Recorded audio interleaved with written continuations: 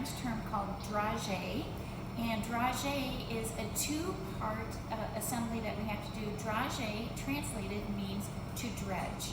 So this is a couple layer step of caramelizing nuts, and then we dredge them in chocolate and then powdered sugar.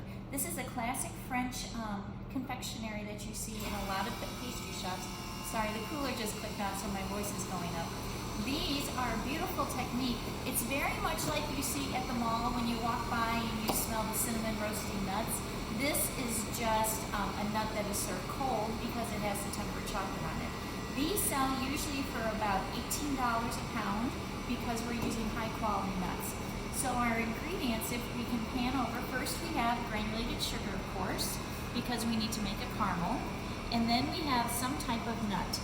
When we deal with the nut, guys, it needs to be, to make it best for dragee, it needs to be a rounded nut that has the skin off of it. So blanched almonds are great, macadamias are great, hazelnuts are great, and these are very firm nuts so they won't fall apart during the cooking process. We have water. Water will help make the caramel, and then we have a little bit of cocoa butter that I'll explain at the end why we're going to use it. Now this is a confectionery, so that means we are going to have to make some type of sugar syrup. So usually in the past when we've been doing sugar syrups, you've always seen me wipe down the saucepan so that we don't get crystallization. When you do dragee, we want the sugar to crystallize around the nuts, and that's a technique called sanding. Because when you see me do this, the sugar is going to liquefy, it's going to crystallize, and it's going to come back to look exactly like it was in this first original state, and it looks like sand, and at that point it wraps itself around these nuts, and then the nuts go caramelized. So this is different than making a peanut brittle where the caramel goes liquid and then it goes flat on the sheet tray. The caramel is going to cling to the nuts. The nuts stay individual, and then we'll coat them in the chocolate and the powdered sugar. So first thing I do is I'm going to create my sugar syrup. So I know it sounds funny, but I have an oversized pan because as soon as I add my nuts, I need as much surface area as I can so that the nuts will caramelize evenly. Now what I want to do when I do my sugar syrup is I'm going to take this to what's called thread stage. Thread stage is just under softball. When we did our Italian meringue, we went to softball stage, but now we're just going to go to thread stage. Thread stage is where the sugar syrup is starting to concentrate, meaning there is more sugar than water, and then I'm going to start to agitate it so it does crystallize. So my goal here is crystallization around the nuts. Thread stage, I'm going to take this to 221 degrees. At 221, I'm going to add my nuts. Now, when you add your nuts, the only thing we have to think about is a lot of pastry chefs sometimes they'll put their nuts in the freezer just to keep them from going rancid. If at some point your nuts have been in the freezer, they've absorbed some type of moisture.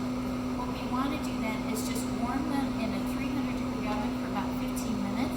That re-crisps the nuts and it evaporates any surface moisture. Too much moisture after sanding will cause the product to burn. So we want nuts that have been out at room temp. If they have been frozen, rewarm them. We need to make, again, sure that all the skins are off. Skins on the nuts will cause them also to start to burn. We're not going to pre-toast the nuts because once I hit the sand, then the nuts will really start to brown and they will crisp up in the sugar syrup. So if I were to toast them first, if just after they were at room temperature, they would end up drying out and they would become very brittle and the nuts would lose most of their flavor.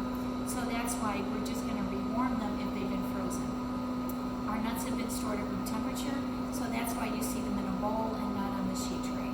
So if we look in here, you can see my sugar syrup has come to the boiling point, and you'll notice I still have sugar grains around the outside of the saucepan. I am not worried about those in the least.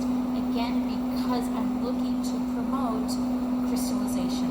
And we know that crystallization back from sugar lecture is when nuts start to magnetize towards each other. So crystallization is where the sugar does not stay in the liquid form after it's been dissolved in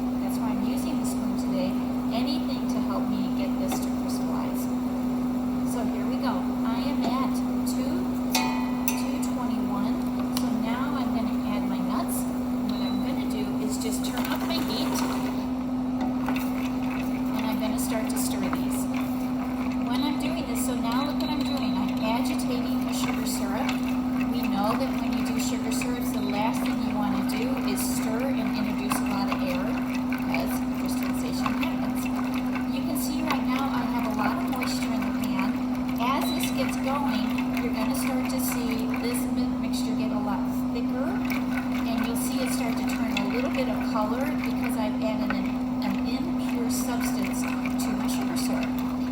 What's going to happen is going to start to get quite thick. The sugar will start to go back to its white form, and you'll see it actually start to coat the nuts. This is the term again called sanding. And sanding is where the nuts are going to wrap themselves, the sugar is going to wrap itself around the nuts, and then we're going to put it back on low heat. This is to go from sand to caramelized. Okay, so this will just take a couple minutes, and I'll call you back when we're ready for you to see the sanding. And see, I turned the heat back on, and what I'm looking to do again is for the sugar molecules to come together and magnetize so we get crystallization. We don't want them, nice and smooth where they migrate away from each other. So look, you can start to see it happening. I have some foam coming on the top. My heat is now on high, and this is the point, guys. You can see actually the nuts are starting to brown too. You can see that different coloring. So we have to move it the whole time, otherwise the surface of the nut will actually start to brown and then it will go to burnt. So this is where our arm strength has to come in. You can even see that liquid. It is just evaporating in front of our eyes, and we can see the sugar is starting to crystallize. Every time that the water evaporates out, the sugar syrup concentration goes higher, and that's again where we're going to get this crystallization. I have some sugar clinging around the outside of the saucepan, so this one and only time is when we want that to happen. This is when you're going to sort of say, "Chef, my arms are tired," and I'll walk over and say, "You want me to take over?" And then you'll get me, "No, Chef, I'm younger than you." So keep your arm strength going. It's going to be fine. Once we start to see sand, our dragee is very close. So when you see the sand, if I stop stirring, can you see how it's looking like it wants to start to sand? So this is crystallization that's happening right in front of our eyes. I know you can see that now in the video. Look at that. Isn't that amazing? This is crystallizing right in front of you. It's the neatest technique. So this again is the sugar has now wrapped itself around the nut. My arm strength is going. At this point I'll stop talking less because, what kind of shape am I in? It's like walking and chewing gum. Look at my sand now. That is beautiful. I'm going to turn this down just a little bit so you can see every nut has sugar attached to it. This is what makes this different than a brittle or a toffee, where the nuts are just getting stirred into a sugar syrup. So now I have sand. So what I'm going to do is I just have to turn down my heat a little bit, because we all know from making caramel that it can go from beautiful color to burnt within a matter of seconds. So I want to make sure that I can control the amount of the caramelization that's happening. So if you look at this, doesn't it look like the sugar just when we started mixing this? So again, this is what crystallized sugar looks like. And so look where we are. The heat is still pretty low. I've gone from sand where it's starting to caramelize, but we're not there yet because our goal is to have very little of the white sugar showing, because otherwise it's crunchy but we don't get the caramel flavor. When you see in the pan that we have some of these bigger bits of caramel, this will end up melting down, but when the nuts go onto the sill pad, we can push the nuts away from any pieces of caramel that's actually too much, because we only want the nuts wrapped in the caramel. So again, I'm still just stirring. So don't think that we've gone too far. Look at my liquid caramel that's on the bottom of the pan. It's looking good. And again, because I added the nuts after my sugar got to the thread stage, they're still going to have a lot of flavor on the inside. They won't be dried out. If I added them initially, it's too much time in the heat for the nuts. So it kind of looks like caramel corn right now if you look at it, because we did do a macadamia nut. So while we're waiting, remember, we want crystallization. We want to use a smooth, almost rounded nut, so that's why these macadamias, the almonds, the hazelnuts are best. Peanuts are a little bit on the trickier side because they do split in half very easily, as do cashews. So if we were to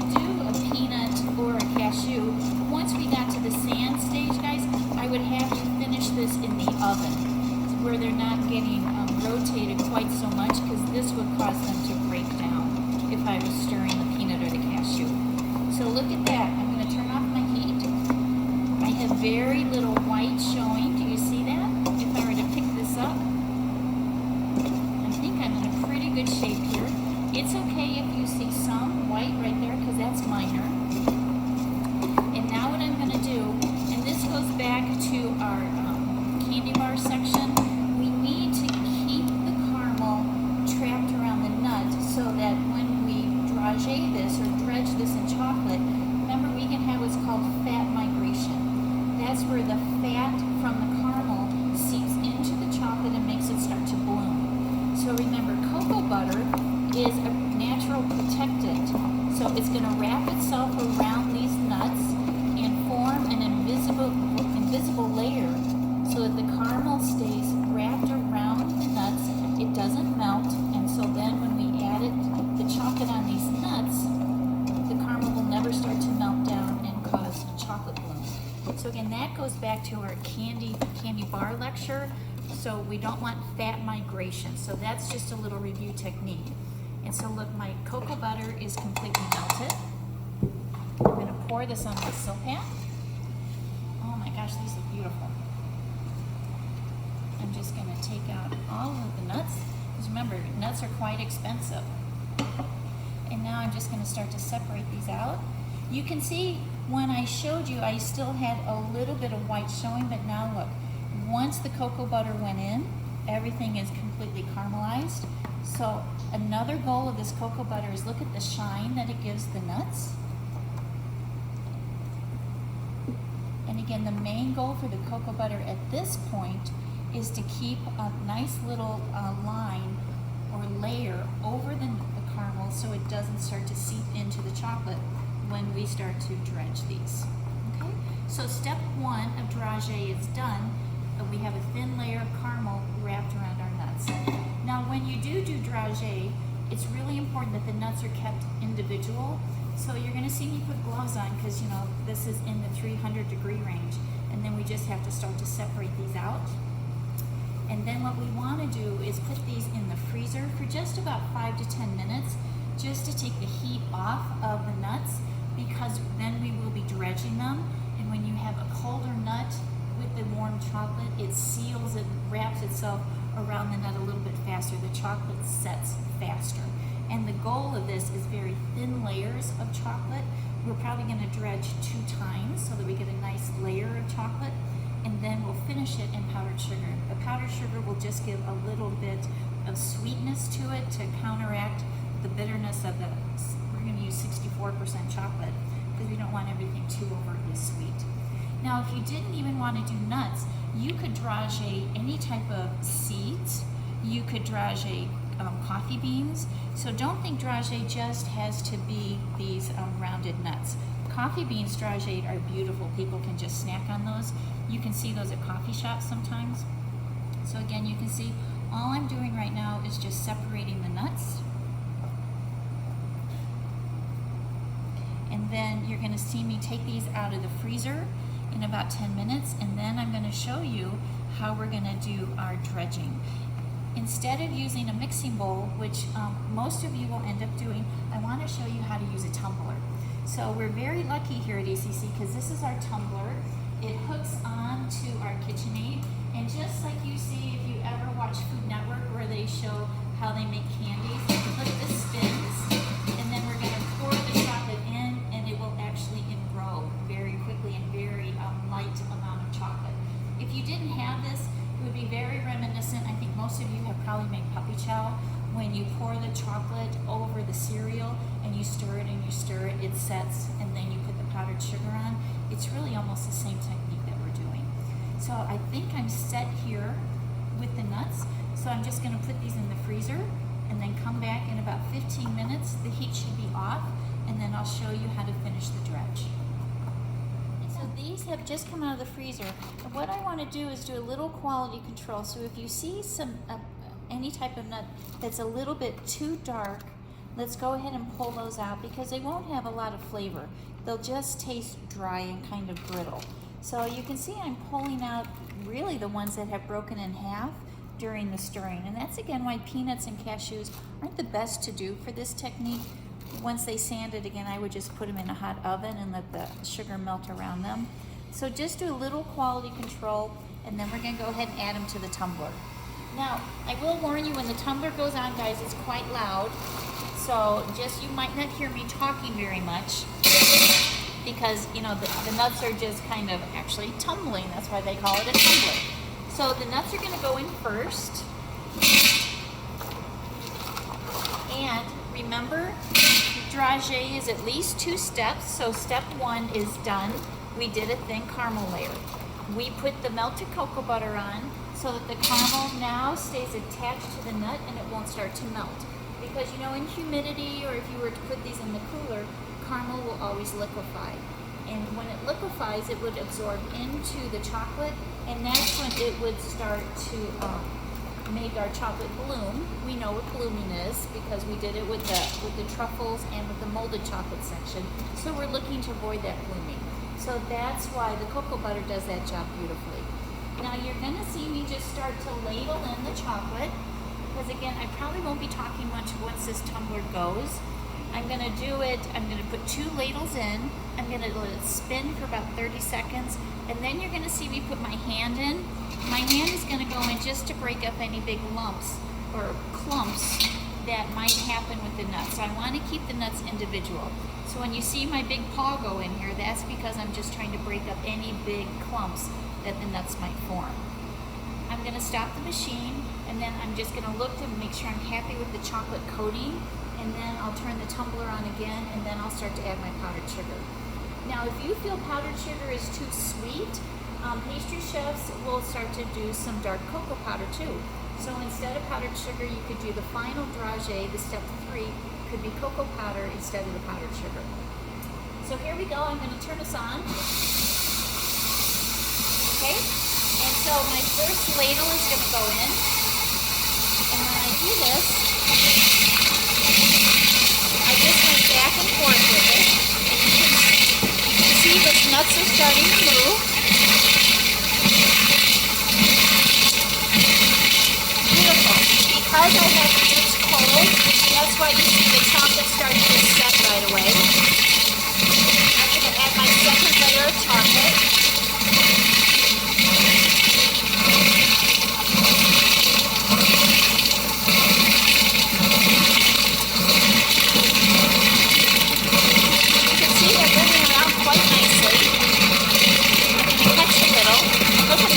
Coating, it looks good. I'm going to maybe add another half a ladle, because you can see I have some pieces that don't have any chocolate on them. But now it's really moving nicely. That means the chocolate on the inside is starting to firm up. So half a ladle is going to go in. And if you find it starting to cling to the side of the tumbler, again, just put your hand in, break it up. And now you can see the nuts are really starting to move around again in the tumbler. So these tumblers are quite expensive. This is actually about $900. But I wanted to work with it because some of you will work with these in a patisserie shop or in a large hotel. Okay, I'm going to check again. So this is looking good. I don't think I need any more chocolate because we don't want it too sweet. Now I think I did forget to say that the chocolate is always tempered, and right before I put the chocolate on the nuts, I did go ahead and check for temper because we just want to make sure the chocolate will start to set up.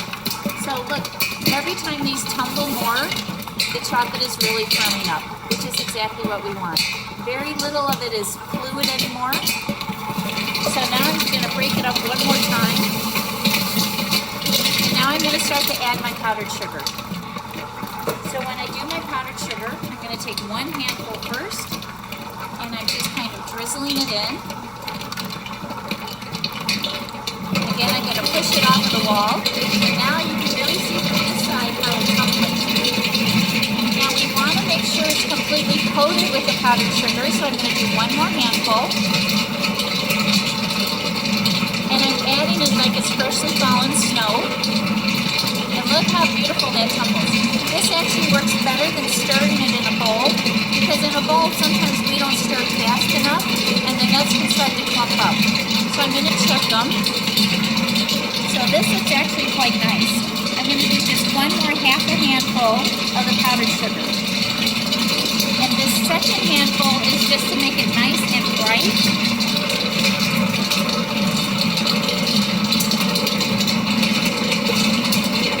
I'm going to tumble for about 15 seconds. I'm going to check and then I can get it done. At no point, guys, did I go over speed 4 on the KitchenAid. I'm going to check. And look how that second handful, it just brightened it very nicely. You can see, okay, I can hear myself think now. You can see that the powdered sugar did go on like freshly fallen snow. That's what we want. We don't want it to clump up. But you did notice, if you look in my bowl, I didn't pre-sift the powdered sugar because the tumbling process actually breaks up any lumps that would be in the powdered sugar. So now we're just going to pull all of these out. And now look, because we took the time to chill off the nuts, I don't have any clusters. All the nuts are individual. These look beautiful.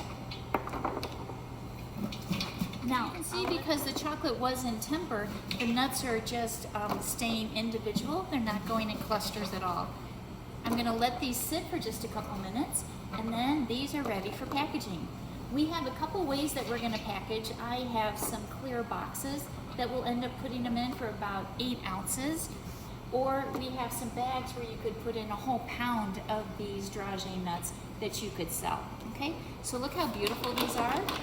If you find that when you're looking at you see a couple that don't have any chocolate, you could just take a little powdered sugar and then just roll it on the sheet tray, and that would make sure that everything has some sugar on it. Okay, so if we come over here, again, last thing, let's review what we did. The first thing is let's review our steps to do dragee. So first thing we did, we took our nuts. Remember, it's a smooth nut and it doesn't have a skin on it. We just got those prepped. If they were frozen, we had to warm them in a 350 oven for just about 5 to 10 minutes because again, we're looking to get all surface moisture off. We did our sugar and our water. We did our sugar syrup. We took it up to thread stage.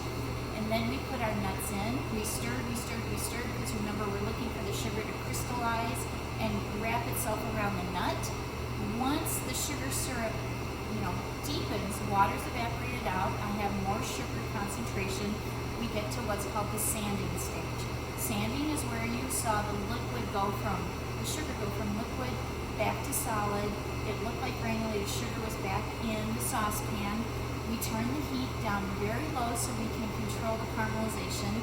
Remember, at this point, you must stir constantly to make sure that the sugar doesn't go from caramel to burnt. Once we were happy with the caramel color, we took our cocoa butter and we just placed it in and we stirred it. Remember, cocoa butter is the sealant. It keeps the caramel from leaking in and causing the chocolate to bloom. Once the cocoa butter's melted, I put it on the sheet tray, the nuts on the sheet tray. They go into the cooler or the freezer for just about 15 minutes just to take the heat off. And then I put them in the tumbler. I added my tempered chocolate. Always make sure the chocolate's tempered. I did 1 ladle at a time. The tumbler is on speed 4. After the first ladle goes in, check to see if you're happy with how much chocolate's on there. I did 2.5 ladles. And if you find it clinging to the tumbler, just put your hand in and kind of break it off of the side of the tumbler. When you're happy with your chocolate coating, then I went ahead and I put in my powdered sugar, 1 handful at a time. So my handful is about 3 ounces. So that's just about right under half a cup. So I just kind of sprinkled that in. I checked to see my coating. I thought I needed a little bit more, so I put in another handful and a half. And again, I want it to be very nice thin layer of the powdered sugar. And now you can see I'm shaking the pan because I want to get rid of any excess powdered sugar. As you can see, I still have some powdered sugar that's building up on the sheet tray. We don't want that much because that can make it too sweet. And again, if you don't want the powdered sugar, you could easily do cocoa powder instead of the nuts, instead of the powdered sugar on the nuts. Okay, so this is dragee, and I'm going to go ahead and package these, and in a minute you'll see us with the finished package.